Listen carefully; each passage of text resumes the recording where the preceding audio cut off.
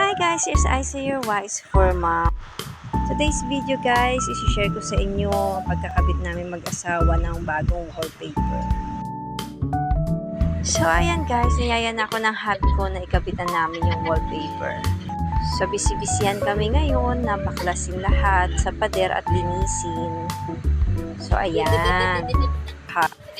Dahil bulinggit ng Ice, ito kailangan tumungtong. Kulit talaga ng asawa ko. Walang ginawa ko, di kumurot sa kwetang. Tingnan nyo guys, hindi ko lang alam kung asawa ko lang ba ang ganyang kakulit. Imbis na tulungan ako at mapabilis yung trabaho namin, walang ginawa kundi kulitin ako at purutin yung puwet ko. Pagkatapos ako yayain, magkabit ng bagong wallpaper. Hinayaan lang ako mag-isa. So ayan, tinulungan din ako. Baklas-baklas kasi nga hindi ko abot yung ibang part. So ay ito, kailangan namin alisin yung mga wirings, yung mga nakatigit sa pader, kailangan namin bakbakin lahat.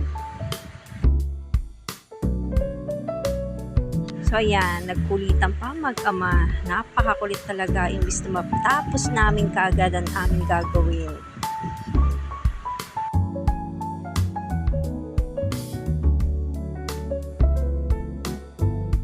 So ayan, natagal na kami magbaklas guys kasi masyado siya madikit.